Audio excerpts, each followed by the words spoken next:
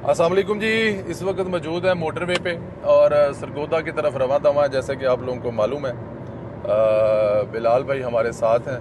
हमेशा की तरह जो प्यार और मोहब्बत है वो अपनी मोहब्बतें निछावर करते जा रहे हैं। और अब ज़ाहिर है 31 तक इनके मेहमान हैं हम, चाहे वो मुल्तान हो, चाहे सरगोदा हो, चाहे वो मुजफ्फराबाद हो।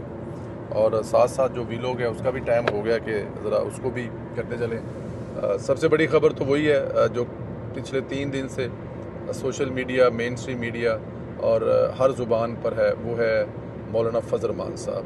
सेशन अदालत लाहौर में शुहदा के हवाले से मुतनाज़ा तकरीर पर मौलाना फ़ज़ल रहमान के ख़िलाफ़ मुकदमा दरख्वास्त करने की जो है उस पर समाअत हुई है।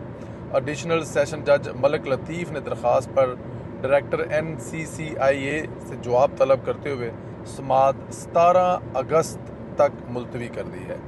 दरख्वास्त शहरी मोहम्मद वकार की जानब से दायर की गई है, जबकि इनके वकील मुदस्सर चौधरी ने मौक़िफ़ इख्तियार किया है कि उन्होंने सोशल मीडिया पर मौलाना फ़ज़ल रहमान की एक तकरीर देखी जिसमें मुबीना तौर पर शुहदा के ख़िलाफ़ हरदासाई की गई है। दरख्वास्त गुजार के मुताबिक इस बयान से इनके और अवाम के जज्बात मजरूह हुए हैं और शुहदा के लवाहकीन की दिल आज़ारी भी हुई है। दरख्वास्त में इस्तदा की गई है कि अदालत मौलाना फ़ज़ल रहमान के ख़िलाफ़ मुकदमा दर्ज करने का हुक्म दे। कसूर के एक शहरी की मदद में मौलाना फ़ज़ल रहमान के ख़िलाफ़ मुकदमा दर्ज कराया गया। गुजरांवाला में भी मौलाना के ख़िलाफ़ अदराज मुकदमे में अदालत में दरख्वास्त दायर हुई है, जिस पर मौलाना फ़ज़ल रहमान से जवाब तलब कर लिया गया। ये जो मुकदमे होते हैं ना, ये जो इस तरह के मुकदमे मुख्तलिफ़ अदालतों में या थानों में होते हैं, ये एक तरह का एहतजाज होता है जो कि रिकॉर्ड करवाया जाता है। ये किसी आम शहरी की तरफ भी से करवाया जा सकता है। बहुत सारे जो ऐसे लोग होते हैं जो हर दूसरी चीज़ पर मुकदमा दर्ज कराने पहुंच जाते हैं। लेकिन ये वाला जो मौलाना फ़ज़ल रहमान साहब वाला ना, मैंने पहले दिन वीलॉग में किया तो बहुत सारे दोस्तों ने इतराज़ किया कि इतना सॉफ्ट होना पड़ता है। मौलाना फ़ज़ल रहमान साहब जो हैं, इख्तिलाफ़ आप उनसे करें, उनसे अगर गलती हुई है तो उनको ज़रा बावर करवाएं, लेकिन बदतमीज़ी किसी सूरत में नहीं की जा सकती। हालांकि जो मौलाना साहब ने किया है वो भी किसी तरह से काबिल कबूल नहीं है। अब जो मैंने एक वीडियो देखी है, एक शहीद की माँ जो है वो सामने आ गई हैं, वो कह रही है कि मौलाना फ़ज़ल रहमान साहब को मेरे सामने लाएं और मैं उनको बताऊं कि जो शहीद की माँ है उसने अपना जो बेटा शहीद किया है उसने क्या कीमत ली है उस बेटे को शहीद करवाने की। वो चंद हज़ार रुपये तनहा हरगिज़ नहीं, वो मुल्क पर शहीद हुआ है, अपने वतन पर शहीद हुआ है, अपनी रियासत पर शहीद हुआ है, दहशत गर्दों के ख़िलाफ़ लड़ते हुए शहीद हुआ है। यहाँ पर तो मौलाना साहब पर एक और इल्ज़ाम भी आ रहा है कि ये जो दहशत गर्द हैं वो, मतलब अब वो पूरी स्टोरी एक पूरी कहानी है, वो जो एक पूरा नेटवर्क है और उसमें भी मौलाना साहब का फिर नाम आता है कि मौलाना साहब हो गए हैं और वो शहीदों को इससे मतलब जोड़ रहे हैं, क्योंकि वो इसलिए शहीद हो रहे हैं। तो क्या हो गया है, क्योंकि वो तो तनख्वाह लेते हैं, वो पेटी बांधते इसलिए हैं कि वो तनख्वाह लेते हैं, ये ज़्यादती है। खैर, ये एक इसका कोई अच्छा तासर नहीं गया। मैंने बड़े बड़े सियासतदानों के, बड़े बड़े एंकर हजरात के, इवन मौलाना साहब जो हैं स्वाए, हाँ, यहाँ मौलाना साहब की पार्टी के स्वाद तकरीबन सभी के मुंह से ये सुना है कि मौलाना साहब को इस पर माजरत करनी चाहिए। ईरान और अमेरिका ने फिर जंग खेलना शुरू कर दिया। अमेरिकी सदर डोनाल्ड ट्रंप ने ईरान को नई धमकी देते हुए कहा है कि मुआहदा ना किया तो अगले हफ्ते ईरान के बिजली घरों और पुलों को निशाना बनाया जाएगा। अमेरिकी सदर डोनाल्ड ट्रंप ने अपने एक हालिया इंटरव्यू में कहा है कि ईरान पर हमले तब तक जारी रहेंगे जब तक मैं ना कहूँ बस बहुत हो गया है। ट्रंप ने दावा किया है कि अमेरिका ने मंगल को ईरान के साथ बातचीत की, ईरान पर मुआहदा करने पर जोर दिया। ईरान में तवानाई के अहदा को आखिरी मरहले में देखा जाएगा। अच्छा जी, उन्होंने धमकी दी है कि अगर कोई मुआहदा ना हो और मुज़ाकरात आमादा ना हुए तो अगले हफ्ते ईरान की बिजली घरों पर जो है वो निशाना बनाएंगे। और बिजली घरों पर निशाना बनाने का मतलब ये है कि आप पूरे मुल्क अंधेरों में डुबोना चाहते हैं और एक दफ़ा बिजली घर अगर तबाह हो गए तो बड़ा टाइम लगेगा दोबारा उनको सीधे होते हुए। अमेरिकी सदर ने कहा है कि हम ईरान के तमाम बिजली घर, तमाम पुल तबाह कर देंगे। ईरान को बुरी तरह निशाना बना रहे हैं। ईरान में अभी भी कुछ जंग लड़ने की सलाहियत बाकी है, लेकिन ये कोई बहुत ज़्यादा नहीं है। ट्रंप ने अपनाए हरमस पर 20% टैक्स लेने के ऐलान पर 24 घंटे से भी कम वक्त पर यू टर्न लेते हुए कहा है कि अपनाए हरमस टूल टैक्स लेने का ख्याल ही इनके लिए नापसंदीदा है। वो नहीं चाहते कि किसी को भी अपनाए हरमस पर टूल टैक्स देना पड़े। अब देखें, ये उनका दूसरा बयान है, ठीक है ना जी। اس کو اب آپ جیسے مرضی لے لیں. کل وہ کہہ رہے تھے کہ جی 20% تو میں لوں گا, اور میں اس لیے لوں گا کہ قوموں کو یا جن نیشنوں کو وہاں سے تیل جا رہا ہے وہ افورڈ کر سکتے ہیں. ابھی شاید ان کا اشارہ چائنا کی طرف سے تھا, شاید کوریا کی طرف ہے, شاید جاپان کی طرف ہے, یا پھر یورپ کے کچھ کنٹریوں کی طرف اگر جا رہا ہے تو ان کی طرف ہے, اور اسی طرح شاید پاکستان انڈیا کی طرف بھی اشارہ ہے کہ اگر یہ افورڈ کر سکتے ہیں تو ان کو راستہ دیں. بھئی آپ تباہ کرنے والا کون ہے؟ یہاں پر تو کنسیپٹ ہی کوئی نہیں تھا. آبنائے ہرمز تو ایک انٹرنیشنل مطلب کہ وہ پانی ہے, وہاں سے جہاز جو ہے وہ انٹرنیشنل رول اینڈ ریگولیشن کے مطابق گزرتے ہیں. آپ نے اس کو رکوایا, آپ کی وجہ سے جو چائنا ہے اس نے جو آپ کی وجہ سے ایران ہے اس نے اس کو روکا, اور ایک نئی بحث شروع ہو گئی کہ جو آبنائے ہرمز ہے وہاں سے گزر نہیں دیں گے. چلے اچھی بات ہے, جو ٹرمپ ہے ان کو تھوڑا خیال لیٹ آتا ہے لیکن آ گیا تو یہ بھی اچھی ہے.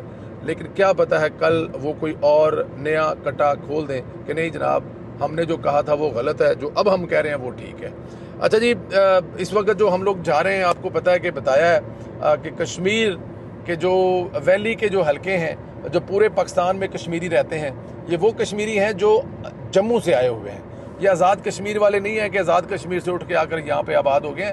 یہ جو جموں سے ہجرت کر کے آئے تھے ان کو حکومت پاکستان نے پورے پنجاب میں جہاں جہاں پر رہنے کے لیے جگہ دی, زمین دی, کام کاروبار کرنے کے لیے, وہ وہاں پہ سیٹل ڈاؤن ہے. اور وہ جو ووٹ ڈالتے ہیں ان کے ووٹوں کے لیے جو ایک کمپین ہے وہ چل رہی ہے, اس کو پاکستان مسلم لیگ نون کے خواجہ سعد رفیق, انوشا رحمان صاحبہ جو ہیں وہ ان کو لیڈ کر رہے ہیں. اس وقت ہر پنجاب کے ہر اس حصے میں جا رہے ہیں جہاں جہاں پر وہاں پہ کشمیری بس رہے ہیں. پاکستان مسلم لیگ نون کی جو ڈیجیٹل کی ٹیم ہے وہ بھی اس کو بلال اور کیانی صاحب کی, عزیر کیانی صاحب کی قیادت میں کور کر رہے ہیں, اور اب اس میں ہم بھی شامل ہو گئے ہیں. انشاءاللہ تعالی آپ تک جو ہیں وہاں سے جو لمحہ لمحہ خبریں وہ پہنچائیں گے, لوگوں کے تاثرات بچائیں گے, لوگوں سے یہ بھی پوچھیں گے کہ آپ کے ووٹ ڈالنے کے جو حق ہے اس کو کیوں کہا جا رہا ہے کہ یہ آپ کو حق نہیں ہونا چاہیے, اور یہ جو سیٹیں ختم کرنے کے لیے کہا جا رہا ہے اس کو لوگ کیسے دیکھتے ہیں. وزیر اعلیٰ Punjab Maryam Nawaz Sharif centre of cabinet leadership pilot جو ہے اس کی منظوری دے دی گئی ہے. لاہور میں مریم نواز کے زیر صدارت اجلاس ہوا ہے جس میں صوبے میں ایچیسن کالج کے لیول کے تعلیمی ادارے بنائے جائیں گے, جس میں گرلز سکول بھی ہوں گے اور بوائز سکول بھی ہوں گے. اجلاس میں بتایا گیا ہے کہ لاہور میں وحدت روڈ پر طلباء اور طالبات کے لیے پہلا یہ سینٹر بنایا جائے گا, اور مریم نواز جو ہیں اس کو مطلب وہ آرٹ آف اسٹیٹ بنانا چاہتے ہیں. جس طرح ایچیسن کالج ہے جس کا نام جو ہے وہ پاکستان بننے سے پہلے سے یہ سرو کر رہا ہے, اور ایچیسن سے پڑھے ہوئے بچے جو ہیں وہ آپ کو کہیں نہ کہیں نظر آتے ہیں, کچھ نہ کچھ کرتے نظر آتے ہیں.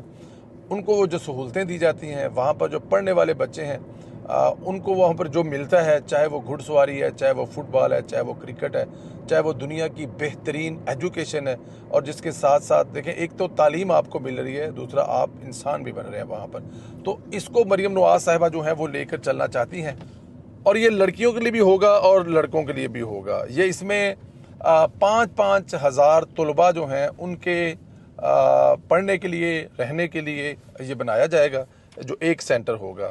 مریم نواز صوبے بھر میں زیر صدارت ایک اور اجلاس بھی ہوا ہے جس میں صوبے بھر میں خراب پانی والے علاقوں کے جو پلانٹس ہیں ان کو بھی فعال کرنے کا فیصلہ کیا گیا ہے, تاکہ وہ جو ایسے پلانٹ ہے جو پانی صاف پرووائڈ نہیں کر رہے ان کو دوبارہ فعال بنایا جائے اور وہ پانی جو ہے وہ آپ تک پہنچے. اس میں خوشاب, ڈی جی خان, بہاولپور, رحیم یار خان میں پانی کی بوتلیں ٹرکوں کے ذریعے پہنچائی جاتی ہیں, اور جو صوبے بھر میں 2000 سے زائد فلٹریشن پلانٹ جو ہیں وہ بنیں گے. یہ میرے خیال میں ایک بڑا, کیونکہ دیکھیں پانی جو ہے نا مجھے یاد ہے کہ ہمارے بچپن میں نلکوں کا پانی ہوتا تھا, وہ نہروں پہ بھی ہوتا تھا, گھروں پہ بھی ہوتا تھا, وہ نلکا گیڑ کے تو پانی پی لیتے تھے. لیکن اب وہ پانی والی مطلب کہ وہ چیز رہی نہیں ہے, وہ بات رہی نہیں ہے. مسائل اتنے زیادہ ہیں, انڈسٹریز ہیں. اس دور میں شاید خاص طور پہ ولیجز دیہات میں تو گٹر ہوتے ہی نہیں تھے, لیکن اب کیونکہ واش روم, ٹوائلٹ, پانی نیچے کوئی نظام, تو وہ پانی جو پینے کے قابل نہیں رہا تو لوگوں کو فلٹر سے پانی لینا پڑتا ہے. تو مریم نواز اس کو دیکھتے ہوئے اس کو پورے صوبے میں پھیلانا چاہتی ہیں تاکہ لوگوں کو پینے کا صاف پانی ملے. اور یہ جو بیماریاں ہیں جو بہت ساری گندے پانی سے شروع ہوتی ہیں ان کا بھی خاتمہ ہو. انشاءاللہ تعالیٰ آپ سے گاہے بگاہے ملاقات ہوتی رہے گی. جلد انشاءاللہ تعالیٰ ہم لوگ بس تھوڑی دیر میں انشاءاللہ سرگودا پہنچ جائیں گے. پھر سرگودا سے سفر جو ہوگا وہ ہوگا جھنگ کا اور رات ملتان. تو ساتھ ساتھ آپ لوگوں کو اپڈیٹ بھی کرتے جائیں گے. Thank you very much.